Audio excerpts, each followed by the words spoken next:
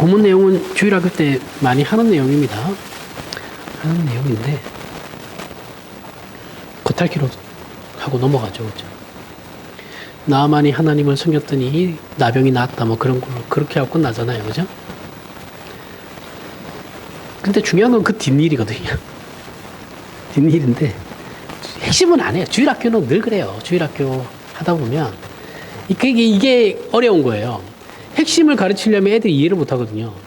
그래서 이게 선이 되게 애매해요. 이게 어디까지 설명을 어떻게 해야 되나, 쟤들한테 어떻게 해야 되나, 이렇게 하다 보니까 이제 사건 중심으로만 가는 겁니다. 인물 중심으로만 가고.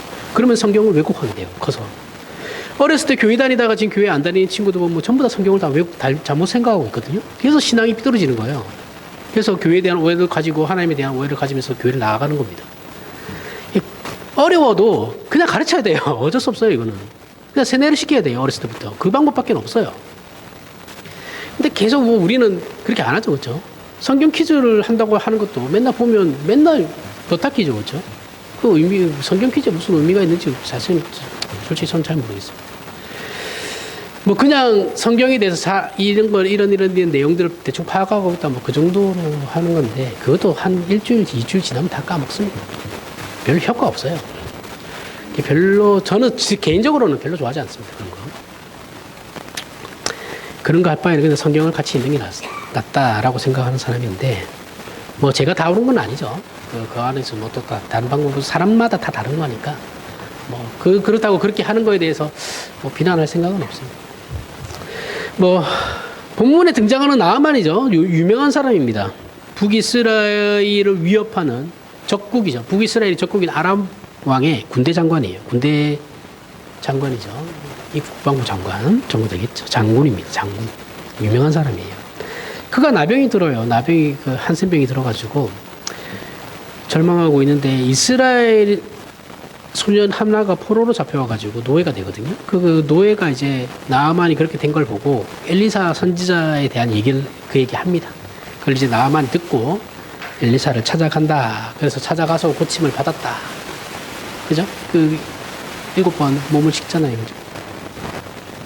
이때 나아만이 하나님만이 유일한 신이다라고 고백을 해요. 고백한 내용 대단하죠. 이방인이 오직 하나님만이 유일한 신입니다. 라고 얘기하는 건 뭐 언제나 대단한 일입니다. 그리고 자신은 이제 다른 신을 섬기지 않겠다라고 이제 엘리사에게 신앙 고백까지 하죠. 그런데 이 사건은 나만이 고침을 받은 것 이상으로 하나님이 우리를 불쌍히 여기시고 어떻게 현실에 찾아오시며 기적을 베푸시는지에 대한 얘기보다 하나님이 나만을 살펴봤듯이 하나님이 우리를 살피신다라는 내용보다 더 중요한 내용이 이제 있는 거죠. 이제 주일학교에서 가르치는 거는 여기까지겠죠, 그렇죠? 하나님을 믿으면 하나님이 우리를 보살핀다. 여기까지예요. 근데 더 중요한 내용이 있습니다. 나아만은 하나님께 은혜를 입었죠. 입음으로 기적을 통해서 이제 한센병이 낫는데 그리고 그로 인해서 하나님을 믿게 되었으며 엘리사에게 신앙 고백도 하죠. 그런데 문제가 이 모든 은혜로운 경험과 상황들을 뒤로 한 채 나아만은 자기 눈앞에 있는 현실과 은근슬쩍 타협을 하죠. 그죠? 이게 이제 우리가 좀 깊이 생각해요. 여기가 이제 핵심이, 이 사건은 여기가 핵심이에요. 이 문제가. 나아만이 지금 실컷 나은 한센병을 이제 치유받고 하나님을 섬기겠습니다. 하나님만의 유일한 신입니다. 이스라엘의 땅에 있는 흙을 가져가가지고 이제 이 흙을 가져가서 이제 자기 아람에서 이제 이 흙 위에서 하나님께 제사하겠습니다. 하나님만 섬기겠습니다. 희생제사를 드리겠습니다. 이렇게 했는데, 근데 이게 제가 그 왕이 그 신당에 들어갈 때 같이 들어가야 되거든요. 같이 들어가서 이제 옆에서 시중을 들어야 되는데, 그러면 저도 같이 절을 해야 되거든요. 요거 좀 용서해 주십시오. 요거예요. 우리 처음에 하나님 예수 믿으면 제일 먼저 뭐부터 끊으라 그래요? 제사하면 안 된다. 제사 하는 거 아니다. 그거부터 막 강요하잖아요. 그죠? 똑같은 사건이죠. 똑같은 일이에요. 경우가 똑같죠. 그래서 그럼 우리는 어떻게 해요? 당장 우리는 내가 지금 종갓집 만면리로 들어와 있는데 저희 할머니 같은 경우죠. 종갓집 만면리로 들어와 있는데 자기 혼자 예수 믿으면 핍박이 이제 그때부터 시작되는 거죠. 그래서 어떻게 해야 됩니까? 이렇게 되는 거예요. 이게 그 상황이에요. 지금 딱 그 상황. 그렇게 할 때 하나님이 저를 용서해 주셨으면 좋겠습니다 했더니 엘리사가 이렇게 안 했어요. 알았다. 하나님 용서해 줄 거다. 가라. 이렇게 한 거예요. 이상하죠? 한국교회 같으면 난리 날 텐데 목사가 그런 그 용기도 없냐고. 어? 그렇게 결심이어서 어떻게 예수를 믿냐고. 그 정도의 그런 핍박. 자기도 못해요, 그런 거. 자기가 안 당해봐서 그런 거예요. 자기가 그런 핍박 받으면 자기도 못 견뎌요, 거기서. 뭘 말을 그렇게 쉽게 해. 그런 거 아니에요. 그렇게 하면 안 됩니다. 뭐, 칼로 물 자르듯 잘라요. 그러면 엘리사도 여기서 당장 아만한테 뭐라고 했었어야죠. 그렇죠? 이 문제가 쉽지 않다라는 거예요. 이 문제에 대해서 고민을 해야 된다는 거죠. 이게 여기의 본문의 핵심은 이겁니다. 이 사건이에요. 우리가 아는 기독교 신앙은 삼위일체 하나님만의 유일신으로 섬기죠. 유일신 사상을 가진 기독교 유일신 사상 종교죠, 그렇죠? 유일신 사상의 종교가 기독교와 유대교와 이슬람이 있죠, 그렇죠? 나머지는 다 다원주의 종교니까. 하나님이 우리를 불쌍히 여기시고 어떻게 현실에 찾아오시며 기적을 베푸는 시에 대한 얘기보다 이게 더 중요한 건데. 그래서 신앙은 이거 이상한 얘기를 했네요. 그래서 그 외에 모든 것 신들은 다 우상이죠. 배타적이에요. 그래서 신앙관이 배타적일 수밖에 없어요. 왜요? 유일신 사상이니까.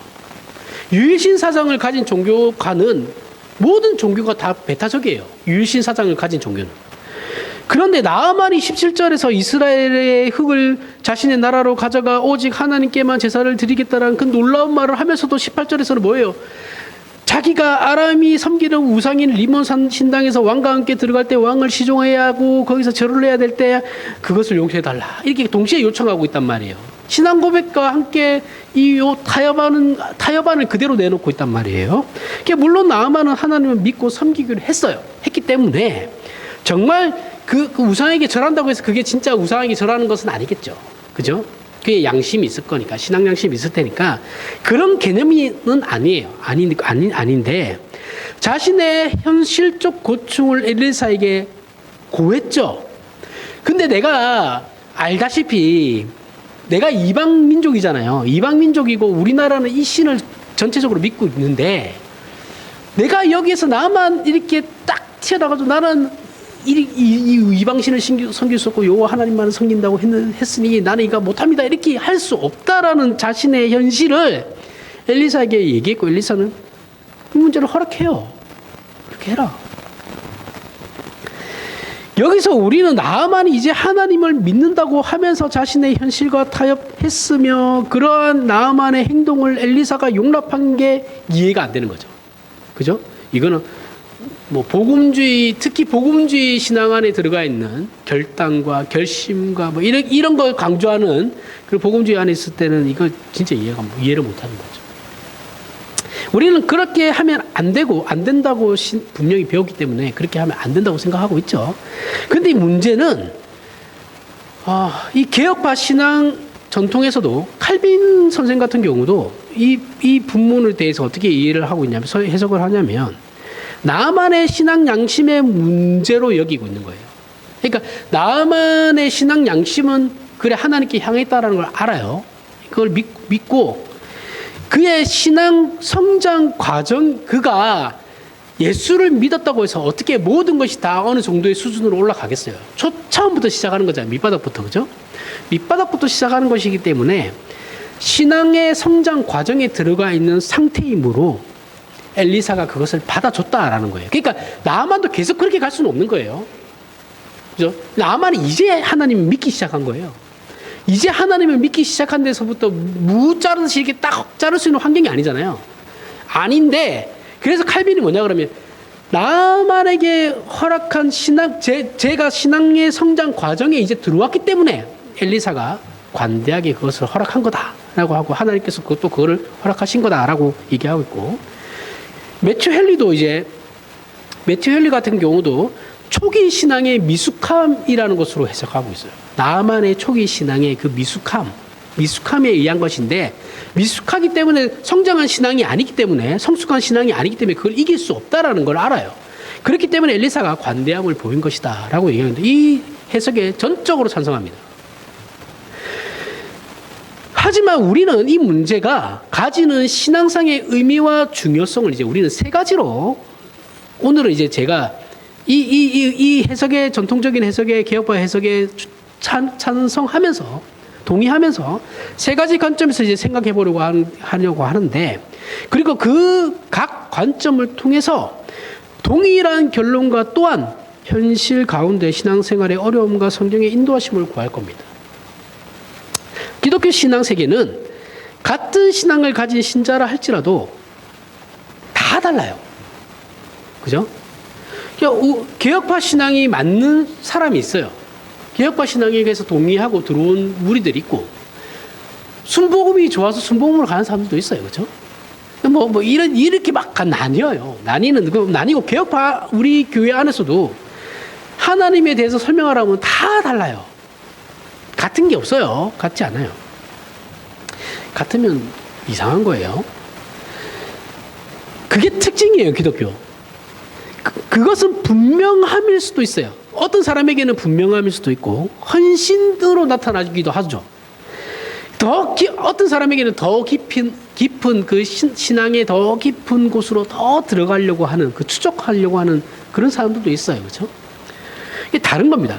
저 같은 경우는 이제 분명하고 단호한 신앙과 신앙적 헌신과 저는 이제 저 같은 경우는 분명하고 단호한 신앙을 가졌는데, 거기에 이제 우리가 생각하는 그 말씀에 순종했을 때, 하나님의 뜻대로 산다고 했을 때, 그리고 내가 그러한 소원을 가졌음에도 불구하고 내 현실은 그러하지 못하는 거기에 의문점을 이제 가지고, 거기에서 이제 저는 이제 신앙의 갈등이 일어나는 거죠. 저 같은 경우는 거기가 이제 제 신앙의 관심 분야입니다. 그러니까 제가 항상 설교하는 그 모든 내용들이 이제 아시겠죠? 이제 다 그런 부분에서 설명이 되는 거니까. 왜냐하면 설교를 준비할 때 항상 저는 타겟이 저예요. 저기 때문에 제가 좋아하는 것 쪽으로 가는 거예요. 제 관심 분야로. 어쩔 수 없죠. 싫으시면 다른 분으로 모시면 됩니다. 저는 우리의 신앙의, 내가 가지고 있는 그 신앙의 분명함이 내 현실에서 그렇게 나타나지 못함에 대한, 그 신자들의 그 실력 없음에 대한 부분이 제 관심사예요. 그래서 보통 목사나 선교사들은 그 부름을 어떻게 쓰임받는 사람들 보통 보면 분명한 신앙과 단호한 신앙을 가진 자들이에요. 그죠? 그렇게 안 하면 솔직히 사역을 못해요. 힘들어서. 못하는데, 그래서 단점이 뭐냐면 말이 안 통해요. 그죠? 이거는 무슨 말만 하면 이상한 소리에서 고집만 세고, 그죠? 목사님도 보면 고집 다 세요. 자기 생각이 다 맞거든요. 또 그렇기 때문에 그 일을 할 수 있는 거예요. 아니면 그 사람들 각자 다 눈치 보고 어떻게 합니까? 그렇게 못해요. 그 앞에 있는 사람들은 그렇게 할 수 없습니다. 그렇게 분명한 헌신, 분명한 신앙생활과 실천과 순종, 그리고 성실한 종교생활과 하나님의 영광을 더 많이 드러내는 일들이 우리가 생각하는 전형적인 기독교 신앙의 형태죠. 그죠? 우리가 생각하는 기독교 신앙의 형태는 딱 여기잖아요. 그런데 그러한 소원을 가졌고 노력하는데도 불구하고 우리의 현실은 그렇지 않다라는 거죠. 그죠? 내 신앙, 내가 노력하는 그 신앙의 내용과 내가 그 신앙의 내용을 소원하고 내 현실에서 풀어내기를 바라는 그 소원을 가졌음에도 불구하고 내 현실은 시궁창이에요. 내가 생각하는 그 기독교 신앙이 내 입으로나 내 행동으로 나오지 않아요. 우린 그런 실력이 없어요. 그 이유가 무엇이냐에 관한 내용이 오늘 이제 나만 사건을 통해서 우리가 살펴보려고 하는 내용이라는 겁니다. 거기서 이게 나만을 통해서 우리의 그 실력 없음을 이제 그 답을 얻으려고 하는 거죠. 첫 번째 관점. 지금 얘기한 것과 같은 그 분명하고 선명한 신앙, 이거는 개혁파 신앙 안에 들어오면 좀 이런 게 좀 분명해지죠. 그죠? 개혁파 신앙이 신학적으로도 굉장히 훌륭한 신앙이기 때문에 그 신학적으로나 이렇게 지적으로는 기독교에서 개혁파 신앙을 따라올 수 없어요. 지적인 부분에서는. 엄청나요. 여러분들이 생각하는 것보다 더 엄청납니다. 뭐 순복음은 신학이 없어요. 신학이라는 것 자체가 없기 때문에 그 사람들 뭐 주장하는 그 신학은 되게 얄팍하거든요. 또 이렇게 얘기하면 또. 하여튼 우리가 더 깊은 건 사실이에요.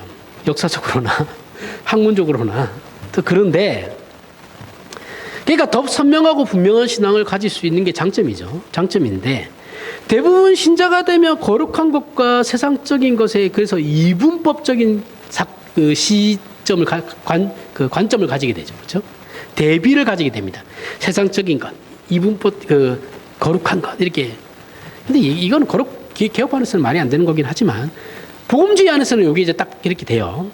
하나님께 속한 것과 세상에 속한 것으로 나뉘는 이 두 영역은 성속의 분리라는 이분법적 이해로 신앙생활을 선명하고 분명하게 선택해야 한다라는 것이 모든 신자가 가진 개념이죠. 그죠?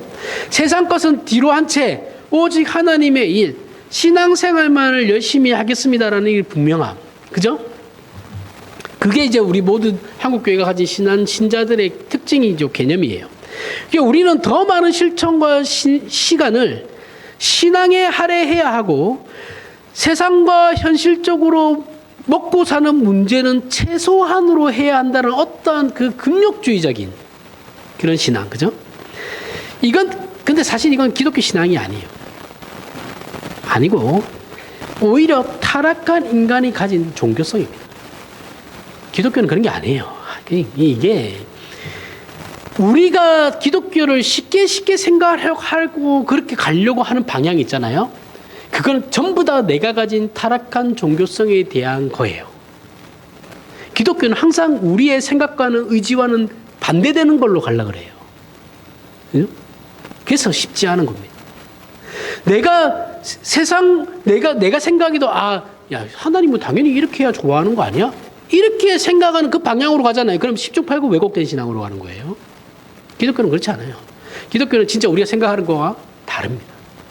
그래서 힘들어요. 로마서 13장 1절에 보면 각 사람은 위에 있는 권세들에게 복종하라. 권세는 하나님으로부터 나지 않음이 없나니 모든 권세는 다 하나님께서 정하신 바라. 자, 모든 권세는 다 하나님께서 정하신 바라. 이거 진짜 많이 오해하는 말씀 중에 한 개죠. 그렇죠? 특히 한국의 보수신앙을 가진 분들은 보수 복음주의 신앙을 가진 사람들은 이 말을 진짜 많이 오해해요.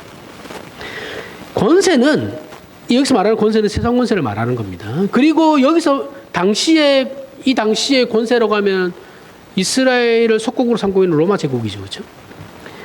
로마는 다원주의 종교관을 가졌어요. 로마는 어느 절대 신을 유일신을 섬기지 않아요. 모든 신을 다 섬겨요. 이방신을. 그러니까 그리스 로마 신화라는 게 있잖아요. 그죠? 거기 있는 신들 다 섬기는 거예요. 즉 자기가 마음에 드는 신을 섬기면 되는 겁니다. 기독교는 근데 유일신 사상이죠. 배타적이에요. 그럼에도 바울은 기독교 신자들에게 로마 정부의 권력을 인정하고 순응하라고 하죠. 이건 신앙을 타협하라는 문제와는 다른 문제예요. 이거는 신앙을 타협하라는 문제가 아니에요. 하지만 그렇다 하더라도 당시 사람들에게 이 말은 다소 충격적이죠. 그죠? 이스라엘이 왜 계속 로마에 저항합니까? 속국임에도 불구하고 저항하는 사람들이 계속 일어나거든요. 열심당원이라는 사람들이 다 로마에 저항하는 테러리스트? 로마 입장에서는 테러리스트죠. 암살하고 이러니까. 예수님 죽으실 때 양옆에 달려있던 사람들이 그런 사람들이에요. 거기서 성경에서는 도둑들이라고 표현했지만 열심당원의 애들이에요. 테러리스트들이에요. 왜 그랬냐고요. 걔네들 왜 자꾸 그럴까요? 저 이방 하나님을 모르는 저 권세 우리는 인정할 수 없다라는 거죠. 그죠? 근데 바울은 지금 뭐라고 그래요? 모든 권세는 다 하나님께로부터 나온다고 그러죠. 그러니까 바울은 그래서 세금을 내라 그러거든요. 바울 로마에다가. 근데 이 이스라엘 사람들은 그게 싫다라는 거죠. 그래서 그거 뭐예요? 세리들을 되게 핍박하잖아요.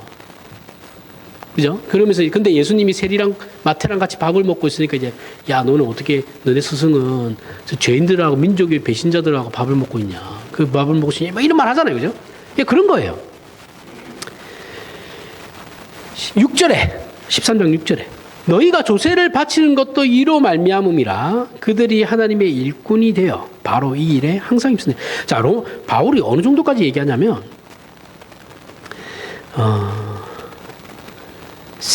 정부에게 세금, 로마 정부에게 세금을 바치는데 이 세금 걷는 그 세리, 너희들이 핍박하고 천대하고 욕하고 비난하는 그 세리가 하나님의 일꾼이다라고 얘기하고 있어요.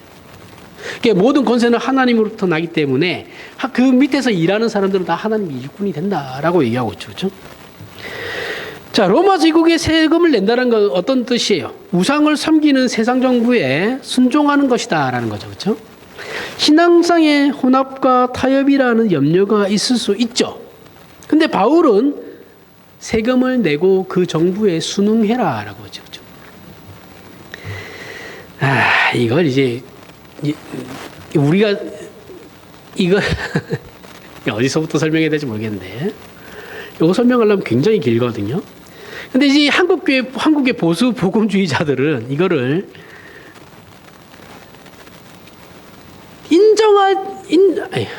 제가 얘기하는 건 우리나라로 봤을 때 대통령이 뽑혔어요. 그 사람이 내가 마음에 드는 사람이 아니야. 그렇다고 해서 그 사람을 대통령으로 인정하지 않는 건 아니에요. 그리고 내가 그 대통령에게 내가 나라의 세금을 낼 것을 안 낸다거나 반정부 세력으로 돌아서겠다 이런 의미가 아니에요. 그런 게 아니고 하나님이 세운 건 맞아요. 맞다고 생각해. 맞죠. 대통령이라 할지라도 선거를 한다 해도 하나님께서 그걸 세우신다고 생각해요. 그러면 그 나라 이 사람이 내가 전혀 이상한 사람인데 대통령이 됐다고 해서 저 사람이 하는 모든 게 옳은 건 아니죠. 그 안에서 우리는 신앙을 지켜야 되는 거예요. 저 사람, 자, 다니엘이 바벨론에 끌려가가지고 그 나라 일을 하게 되잖아요. 다니엘과 세 친구들 있잖아요. 그죠? 그럼 걔네들이 그 왕을 인정 안 했나요? 인정했죠. 지네 나라를 멸망시킨 왕인데도 인정했어요. 인정하고 밑에서 순응해서 일을 해요. 일을 하는데 어디에서 반항을 합니까? 저항을 해요. 신앙의 문제에서예요. 이해하시죠? 신앙적으로 저게 기독교적이지 않은 그런 일에서만 저항을 했다고. 저항할 때 어떻게 해요? 목숨을 걸어요. 나머지 부분에 대해서는 다 순응합니다. 무슨 말인지 이해하시죠? 저 사람이 대통령이 된 건 맞아. 그래, 오케이, 인정. 그러면 그 사람이 옳지 않은 일까지가 우리가 같이 해야 되냐? 그건 아니다라는 거예요. 이해하시죠? 거기에는 저항을 할 수 있어요. 이해하시죠? 무슨 말인지. 근데 우리 한국교회는 이게 안 돼요. 하나님이 뽑은 사람이기 때문에 하나님이 사람이라는 거야. 그 사람은 하나님 믿지도 않는데. 그러면 그 사람이 하는 건 다 옳은 거예요. 세상 이렇게 편하게 사는 사람들이 어디 있어요? 그렇게 살면 진짜 편하죠. 생각 안 해도 되고 고민할 필요도 없고 그 정부에 내 안녕을 맡기면 되니까 잘 먹고 잘 살겠죠. 그러면 핍박도 안 받고. 한국 교회는 그렇습니다. 이게 신사참배 때 그 과거를 제대로 해결하지 않아서 그런 거예요. 신사참배 때 그 문제 뒤로 한국교회가 해결을 하고 공식적으로 이렇게 했으면 이런 문제들이 다시는 일어나지 않아요. 근데 그걸 흐지부지 넘겨버리니까 넘기니까 한국교회가 계속 친일적으로 가는 거죠. 자기네들이 틀렸지 않았다는 걸 그런 식으로 증명해요. 일본과 친해져야 된다는 거. 이 말 같지도 않은 그런 논리. 그게 유라이트예요. 유라이트라고 하면 일단 걸으셔야 돼요. 그거는 묻고 따지고 할 것도 없어요. 그 사람들 일단 걸어야 됩니다. 그 신앙도 이상해요, 그 사람들. 그런 게 아니다라는 거예요. 그런 말을 바울은 그런 식으로 얘기하는 게 아니에요. 그러면 다니엘하고 그 친구들은 뭐 하려고 왜 그 짓을 해요, 그러면? 그런 이유로 우리가 가진 거룩한 것과 세속적인 것이라는 이분법적인 생각에 대한 성경의 중대한 도전을 받게 되죠. 하나님께 속하는 것은 분명히 세상에 속하지 않는 겁니다. 그죠? 이거 잘 보셔야 돼요. 하나님께 속하는 건 분명히 세상에 속하는 건 아니에요. 세상에 등을 돌리는 것이 하나님께 속하는 것은 맞아요. 하나님을 외면하고 세상으로 가거나 세상을 외면하고 하나님께 간다라는 건 신앙의 원리와 그 근본 이해에 있어서는 배타적이고 하나님만이 주인이라는 면에서는 지극히 타당해요. 그런데 성경이 가르치는 건 그렇게 단순하지 않다라는 거죠. 그렇다고 하나님이 세상의 통치와 권세밖에 있냐? 아니라는 거예요. 우리가 세상에 속하지 않고 하나님께 속하는 하나님의 일을 하는 게 하나님께 속하는 것은 맞는 건데, 그렇다고 해서 그러면 하나님이 그러면 세상 밖에 있는 존재냐? 하나님은 세상을 간섭하지 않으냐? 그건 아니다라는 거죠, 그렇죠? 독립적인 존재, 세상을 그리고 우리 기독교는 성경은 세상을 단순히 하나님을 반역하는 그런 권력으로 보지도 않아요. 세상도 다 하나님이 다스리는 곳입니다. 하나님 다스리지 않는 곳은 없어요. 성경은 하나님을 섬기는 것을 하나님만을 주인으로 섬겨서 현실과 자연 속에서 하나님의 주인 되심을 실천하고 참여해야 한다고 가르쳐요. 그런데 우리는 기독교의 배타성을 말하자면 세상 일에서 손을 떼고 거룩한 것에 온전히 참여하고 세상과 현실과 자연에 대해서는 금욕적이어야 함을 그렇게 해야지 신앙이라고 생각한다라는 거예요. 그게 인간이 가진 타락한 종교성에서 나오는 생각이라고요. 기독교적인 게 아니고. 전혀 그렇지 않아요. 성경은 자연과 세상을 다 아우러요. 아우르는 하나님의 유일한 통치의 그 웅장함과 위대함에 대해 참여하라고 합니다.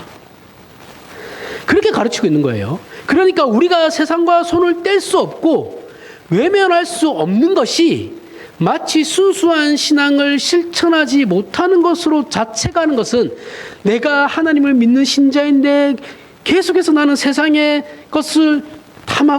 것으로 일을 해야 되고 뭐 이렇게 외면할 수 없는 이 현실, 그게 그 순수한 신앙이 아니라는 거예요. 성경이 요구하는 것은 그러한 자책을 하라고 얘기하는 게 아니에요.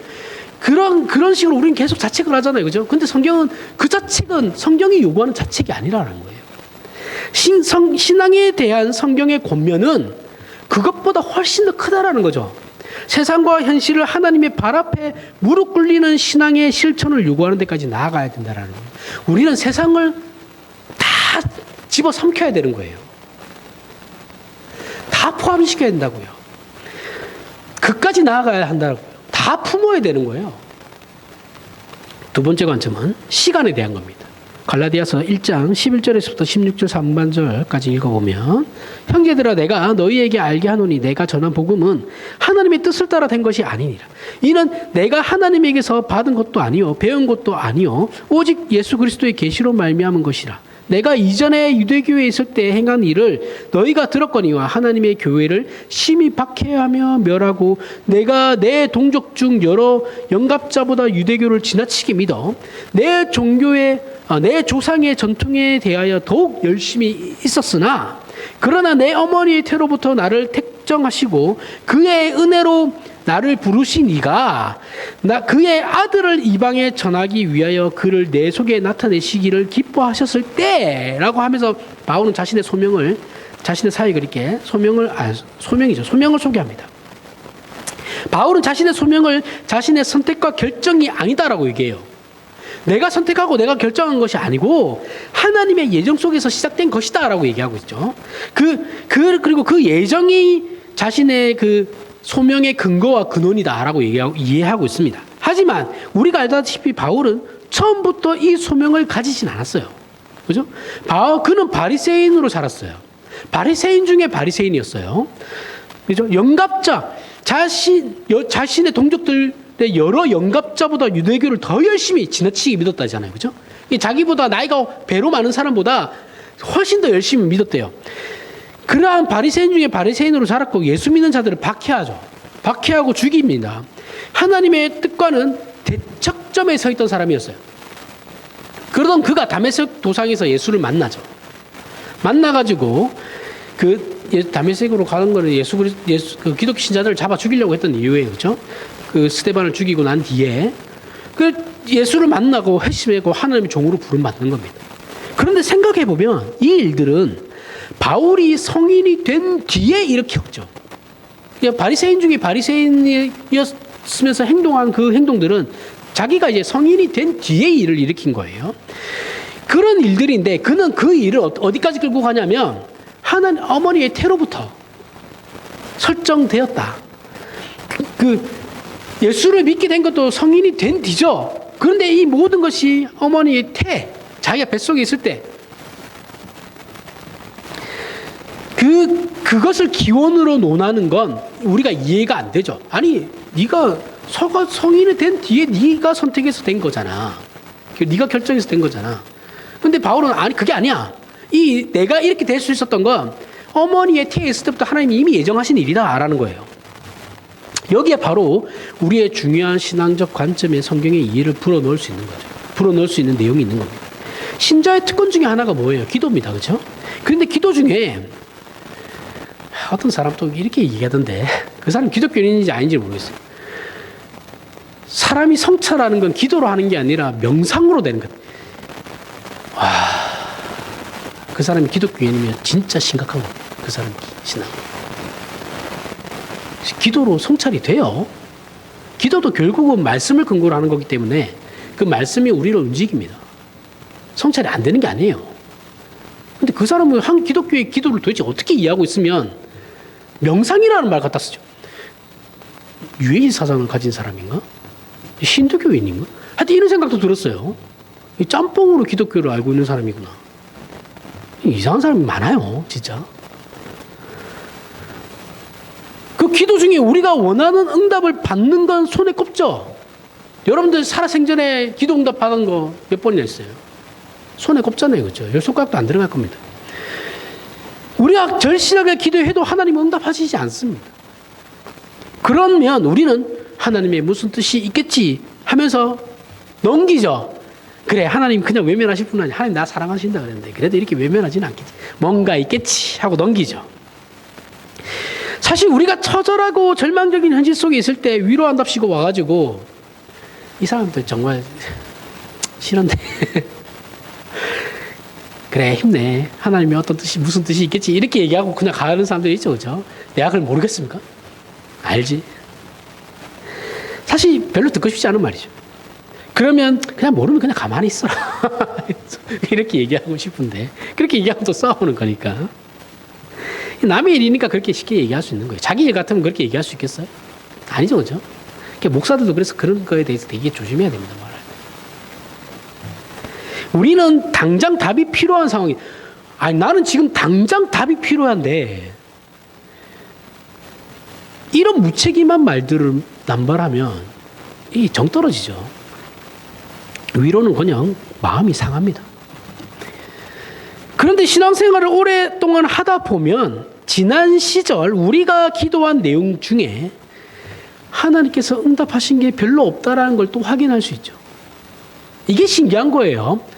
내가 그렇게 죽도록 급할 때는 하나님이 아무 응답하시지 않으시다가 한 5, 6년 지나니까 생각해 보니까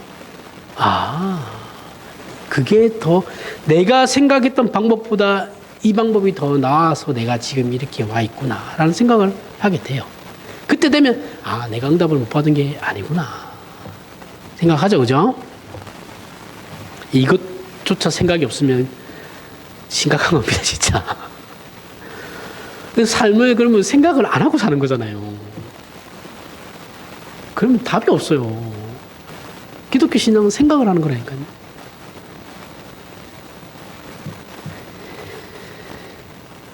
응답하지 않으신 게 없다라는 건 이런 개념이에요. 성경에서 말하는 하나님은 모든 기도에 응답하신다라는 건 이 개념이에요. 우리는 기도의 응답이 즉각적이고 현실적일 거라고 기대하죠. 그죠? 기대하지만 시간이 지나서 깨닫고 보면 하나님의 응답은 대단히 많은 시간이 필요하고 과정을 가지며 대단히 우회적입니다. 그죠? 직선적이지 않아요. 항상 그래요, 항상. 그래서 우리는 신앙적 관점의 폭을 내가 생각하는 것보다 좀 더 넓혀야 돼요. 훨씬 넓혀야 돼요, 사실은. 물론 즉각적으로 응답하시는 것도 있습니다. 없다라는 게 아니에요. 근데 대부분은 그렇지 않다는 거죠. 바울의 말처럼 어머니의 태에서부터 하나님이 예정하시고 은혜로 부르셨다고 이해하여 당시 자신의 무지와 잘못된 선택과 잘못된 모든 시간까지 바울이 얼마나 후회했겠습니까? 그죠? 내가 하나님을 향해서 열심을 가졌다라는 그 모든 일들이 하나님을 반대하고 있는 일이었다는 걸 깨달았을 때 바울이 얼마나 절망했겠어요. 근데 그 자신의 모든 잘못된 선택과 잘못된 생각과 잘못된 그 일들, 그 모든 시간까지도 하나님의 기쁘신 뜻을 이루시는 데 사용하셨다. 그렇게 믿고 있는 거예요. 그게 어머니의 태에서부터. 그렇게 했듯이 우리의 인생도 바울과 방불하다라는 거예요. 그렇다고 한다면 우리의 고민과 갈등 그리고 자책을 다만 그때 불분명했고 망설였으며 깨닫지 못해서 바보 같았다고 스스로 정죄만 하는 게 맞냐라는 거죠. 과거의 나의 모습이. 이거 제가 지은 게 좀 심한데 과거에 뭐 잘못한 일들이 한 번씩 막 또 갑자기 떠올라요. 이렇게 뭘 하다 보면 그러면 갑자기 마음껏 하기 싫거든요. 그냥 힘이 쭉 빠져요. 내가 이런 놈, 진짜 왜 그랬을까 이런 생각을 해요. 그러면 정죄하게 되잖아요, 나 자신을. 그러면 그 옛날에 내가 그렇게 못난 짓들을 했던 그 못난 짓들이 다만 그 정죄만 하는 게 맞냐라는 거죠. 바울은 그 모든 시간까지도 하나님의 기쁘신 뜻 안에서 다 나를 만들어가는데 이용하셨다라고 하는데, 그죠? 그럼 나도 동일한 인생이라고 한다면 그 생각을 가지는 게 타당하다라는 거예요. 내 스스로에게 그 문제를 제기할 수 있죠. 그래, 바울도 그랬는데 그럼 나도 동일하지 않을까? 나도 동일한 거잖아. 세 번째 관점. 신명기 8장 1절에서부터 3절입니다. 내가 오늘 명하는 모든 명령을 너희는 지켜 행하라. 그리하면 너희가 살고 번성하고 여호와께서 너희의 조상들에게 맹세하신 땅에 들어가서 그것을 차지하리라. 내 하나님 여호와께서 이 40년 동안에 내게 광야의 길을 걷게 하신 것을 기억하라. 이는 너를 낮추시며 너를 시험하사 내 마음이 어떠한지 그 명령을 지키는지 지키지 않는지 알려 하심이라. 너를 낮추시며 너를 줄이게 하시며 또 너도 알지 못하며 내 조상들도 알지 못하던 만나를 내게 먹이신 것은 사람이 떡으로만 사는 것이 아니요 여호와의 입에서 나오는 모든 말씀으로 사는 줄을 내가 알게 하려 하심이라. 자, 이스라엘의 40년 광야 유랑은 하나님께서 허락하신 가나안 입국을 이스라엘이 불신함으로 말미암아서 받게 된 징벌이죠. 징계죠. 그렇죠? 그래서 출애굽한 이스라엘 백성 중에 20세, 출애굽할 당시의 나이가 20세 이상은 이 징계로 말미암아 광야 40년 생활 동안에 다 죽었습니다. 그래서 막타 20년, 20살 때 이 출애굽을 한 사람이 있다면 60세 죽은 거예요. 이 사람은 좀 억울하죠. 그죠? 빨리 죽었을 거니까. 근데 뭐 평균 나이 생각하면 그렇게 뭐 억울한 것도 아닙니다. 따지고 보면 이거 참 무의미한 방랑 기간이라고 생각할 수 있죠. 40년이라는 시간을 우리는 버린 것 같잖아요. 아니 그때 마레가 들어갔으면 40년이면 정복 정리도 다 끝났을 거고 이제 참 평화롭게 잘 살 수 있는데 왜 그걸 말을 안 들어가지고 그 40년의 시간을 그 광야에서 허비하느냐 이렇게 우리는 이렇게 생각해요. 근데 그게 아니다라고 말씀하시는 거예요. 하나님께서 말씀하시는 건 이스라엘의 잘못된 선택으로 자초한 그 심판이 이스라엘에게 있어서 꼭 부정적이었냐면 그건 아니다라는 거예요. 제가 늘 얘기하죠. 우리가 생각할 때는 그게 심판인 것 같고 징계인 것 같은데 하나님이나 나중에 우리를 돌아봤을 때 그게 징계가 아니에요. 그런 것들 엄청 많죠. 그렇죠? 그럼 이 무의미하게 느껴지는 그 40년을 통해서 하나님께서는 이스라엘을 만들어 가세요. 만들어 가시는데 3절에 보면 뭐라고 그러십니까? 너를 낮추시며 너를 줄이게 하시며 또 너도 알지 못하며 내 조상들도 알지 못하던 만나를 내게 먹이신 것은 사람이 떡으로만 사는 것이 아니요 여호와의 입에서 나오는 모든 말씀으로 사는 줄을 내가 알게 하려 하심이라. 이렇게 말씀하시면서 놀라운 말씀을 우리에게 주시는 거예요. 여러 번 말했지만 이스라엘은 이 기간에 가장 완벽한 하나님의 나라의 모습을 보여줍니다. 우리가 생각할 때는 징계인 것 같고 벌을 받는 것 같은 그 상황인데 하나님의 입장에서는 이스라엘이 전 역사를 다 동원해도 광야 40년만큼 완벽한 하나님의 나라를 보여준 적이 없어요. 그죠? 하나님은 항상 매일 성막에 임재하고 계셨어요. 그리고 이스라엘은 그 율법을 따랐습니다. 그리고 하나님께서 주시는 만나를 통해 양식을 늘 먹었어요. 굉장히 이상적이잖아요. 올해 40년을 돌아다녀도 신발이 닳지 않고 옷이 해지지 않았답니다. 맨날 기적을 봐요. 불기둥과 구름기둥, 그죠? 맨날 기적이 일어나요. 이런 모습이 이스라엘, 지금 이 40년 말고 이스라엘 역사 중에 어디에 있어요? 없습니다. 그리고 이스라엘은 성막을 중심으로 해서 모두가 하나님만 바라보고 있어요. 그 성막을 중심으로 해서 이렇게 지파들이 이렇게 둘러싸는 거거든요. 우리는 생각을 안 한다는 거죠.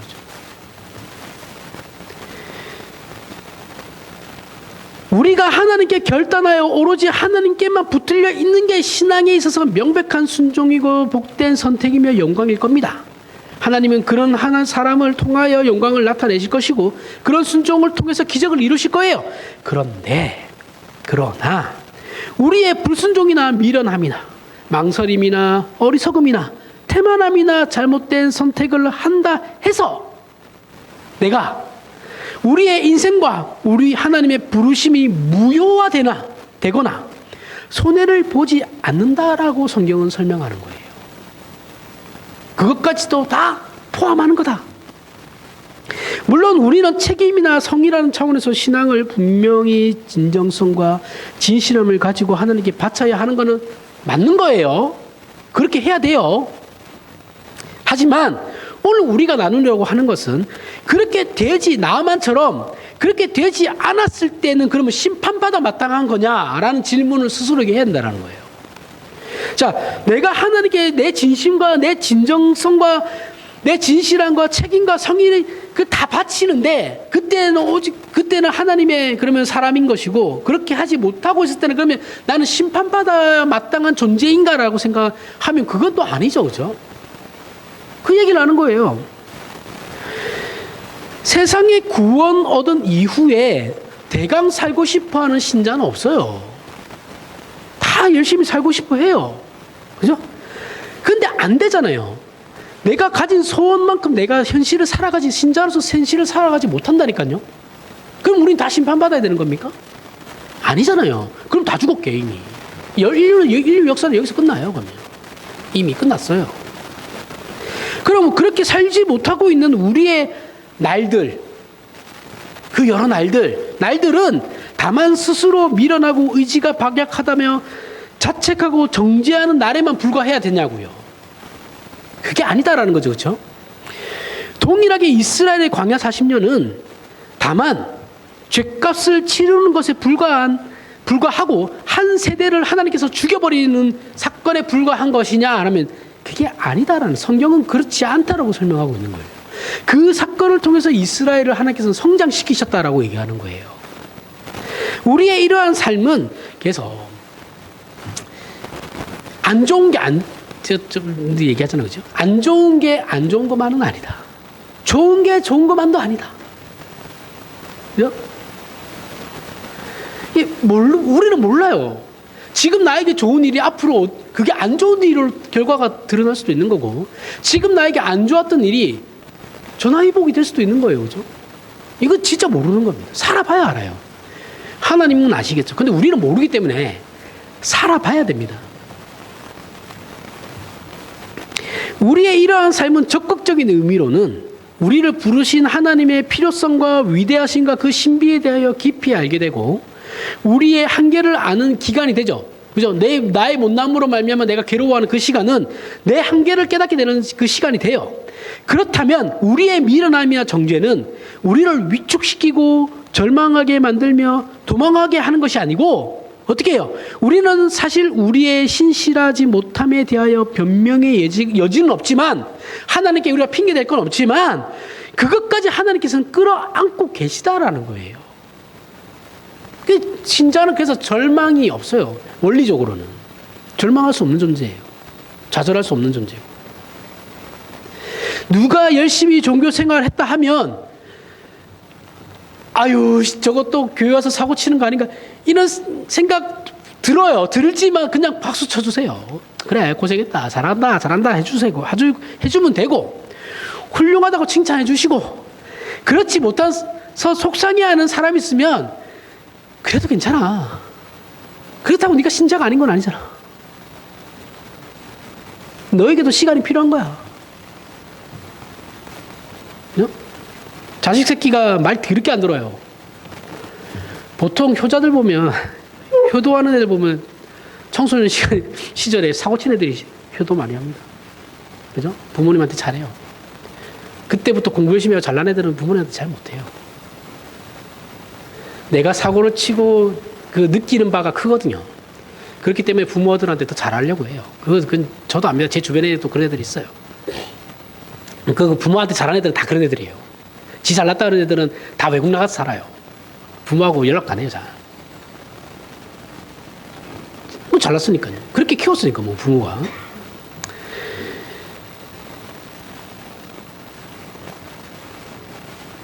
그 괜찮다고 해주시면 됩니다. 그런 사람들은. 괜찮다. 아무 문제 없다. 나중에 하나님께서 다 이렇게 해줄 거다. 너도 나처럼 이렇게 다 된다. 걱정하지 마라. 이렇게 해주시면 돼요. 모른다니까요, 우리는. 그 사람의 그 괴로움이 나중에 어떻게 될지. 근데 거기에 대고, 니는 그렇게 살니까, 그렇다 위로 사니까 그렇게 되지. 이런 얘기 하면 안 됩니다.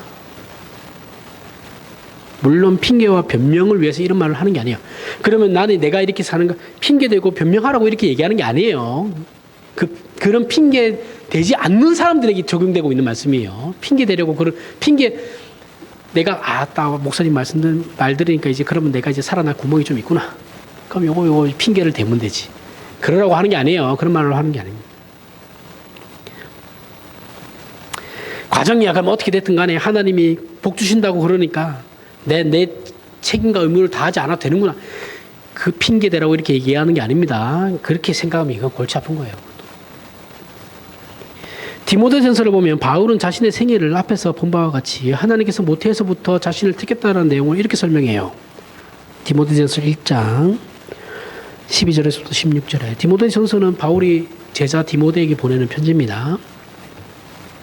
나를 능하게 하신 그리스도 예수 우리 주께 내가 감사함은 나를 충성되이 여겨 내게 직분을 맡기심이니 내가 전에는 비방자여 박해자여 폭행자였으나 도리어 긍휼을 입은 것은 내가 믿지 아니할 때에 알지 못하고 행하였습니다. 우리 주의 은혜가 그리스도 예수 안에 있는 믿음과 사랑과 함께 넘치도록 풍성하였도다. 미쁘다 모든 사람이 받을 만한 이 말이여 그리스도 예수께서 죄인을 구하시려고 세상에 임하셨다 하였도다. 죄인 중에 내가 개순이라. 그러나 내가 긍휼을 입은 까닭은 예수 그리스도께서 내게 먼저 일체 오래 참으심을 보이사 후에 주를 믿어 영생 얻는 자들에게 본이 되게 하려 하심이라. 바울은 나를 능하게 하신 그리스도 예수라고 합니다. 그동안 자기 마음대로 살아서 별거 아닌 존재였는데 다메섹도산에서 예수를 만나 능력 있는 사람이 되었다라는 얘기가 아니에요. 그렇게 간단한 문제가 아닙니다. 바울이 13절에서 긍휼을 입었다라고 말하는 건 그때 자기는 몰랐기 때문에 용서를 받았다라는 것도 아니에요. 아니고 그렇게 아무것도 모르고 있었던 것까지도 그 무지와 실패조차 하나님의 은혜와 능력 안에서 그 뜻을 이루시는 일에 있어서는 차이가 없다라는 겁니다. 내가 못난 짓을 했든 잘난 짓을 했든 간에 그게 나중에 하나님의 뜻을 이루시는 일에 별 차이가 없다라는 거예요. 우리는 그렇게 생각 안 하잖아요. 그죠? 내가 지금도 잘해야지 나중에 하나님이 일했을 때 하나님이 좀 더 이렇게 일하시기 편하지 않을까 이렇게 생각하잖아요. 근데 하나님 그거 우리의 어떠함은 아무런 상관이 없다니까요. 바울이 그 얘기하는 거예요. 내가 그때 잘난 선택을 했거나 못난 선택을 했거나 하나님이 일하시려면 아무런 상관이 없다. 그러면서 그러면서 자신은 죄인 중에 괴수였다라고 고백하는 겁니다.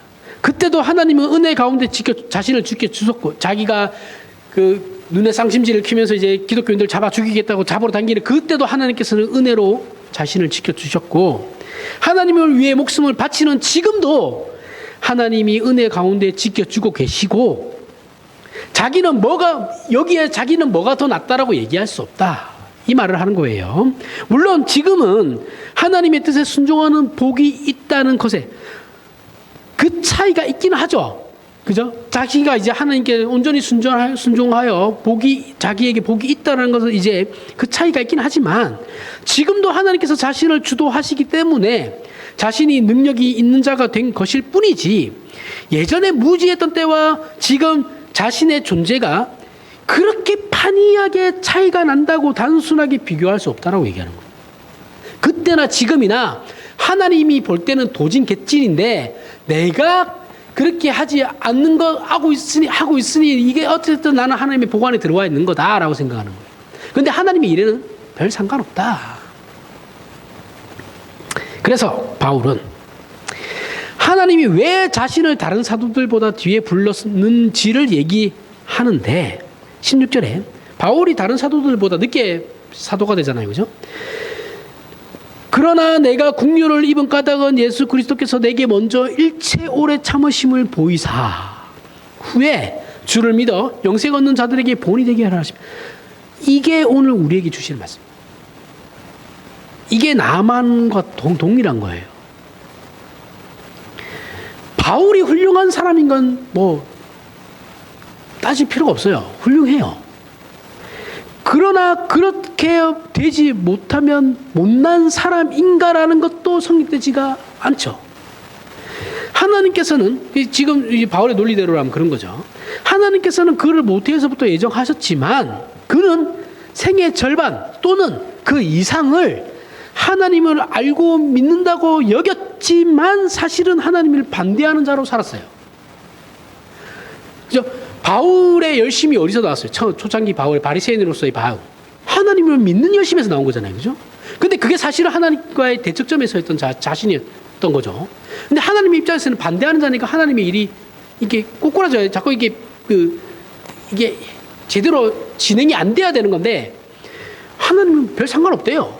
그때 그 바울이나 지금의 이 바울이나 하나님의 일하심은 아무런 영향이 안 받는다.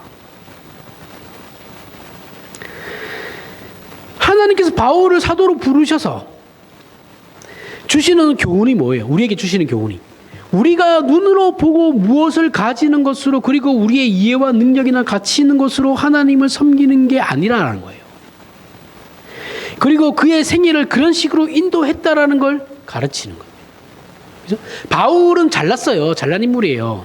누가 봐도 배경도 좋고 학식도 좋고 머리도 똑똑하고 엘리트 중에 엘리트예요. 초엘리트입니다.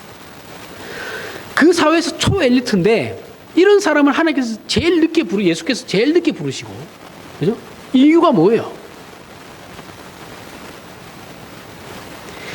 그렇게 불렀던 못난 제자들을 일찍 부른 제자들이나 별 차이가 없다라는 거예요. 이러나 저러나 하나님의 입장에서는 별로 차이 없다. 그래서 17절에 디모데전서 1장 17절, 영원하신 왕 곧 썩지 아니하고 보이지 아니하고 홀로 하나이신 하나님께 존귀와 영광이 영원 무궁토록 있을지어다라고 바울이 고백하는 겁니다. 찬양하는 거죠. 자, 기독교 신앙에서는 무슨 문제든지 간에 하나님께서 그 아들을 보내어 우리를 부르셨고 복주심에 영원토록 승리케 하시죠. 그 하나님은 우리의 어떠함을 보지 아니하시고 예수 안에서 하나님의 사랑과 능력과 은혜 속에서 우리를 취급하시고 다루십니다. 그래서 우리가 예수 그리스도의 성육신과 십자가라는 죽음으로 우리 자신을 몰아가지 않고 있다면, 그것과 상관없는 삶을 살고 있다면 분명히 기독교 신앙에서 떠나 있는 건 맞아요.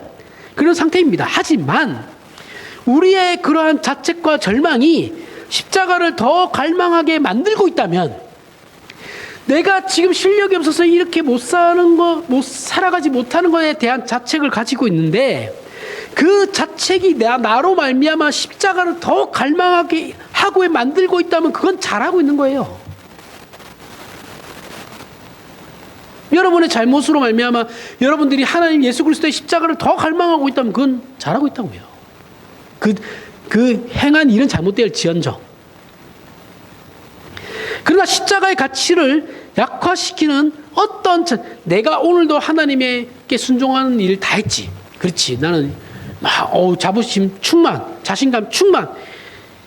그러면 오히려 잘못되는 거예요. 그 어떤 경우에도 십자가를 갈망하지 않는 일이라면 그건 다 잘못된 거예요.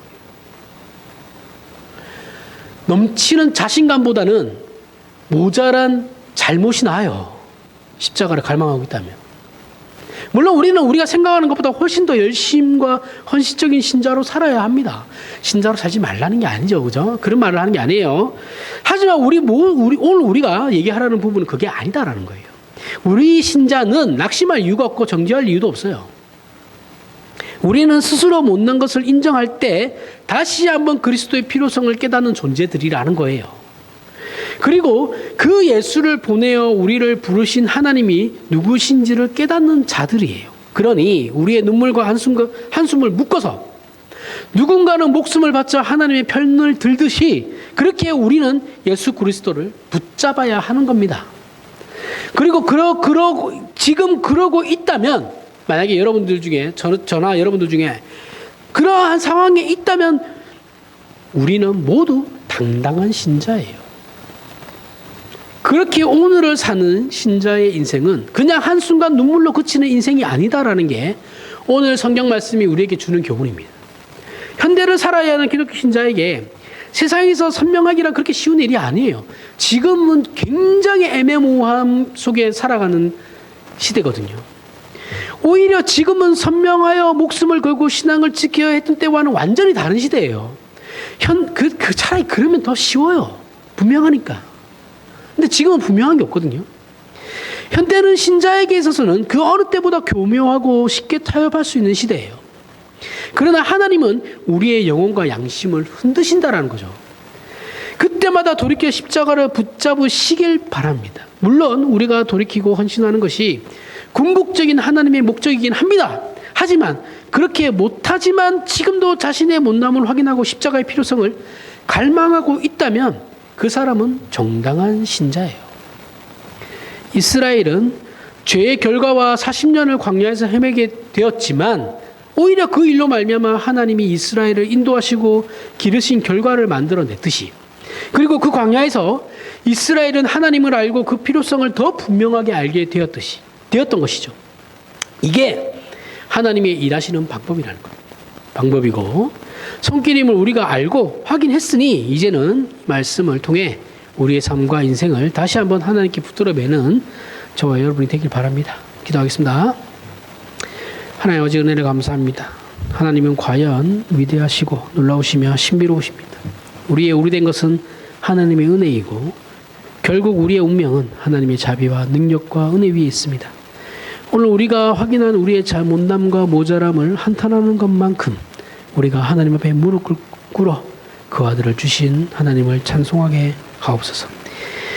예수 그리스도의 필요성을 고백하게 하시고 그 고백이 우리를 궁극적으로 세상을 이기게 하시며 시간을 견디게 하시고 믿음의 승리를 갖게 하옵소서. 예수님 이름으로 기도합니다.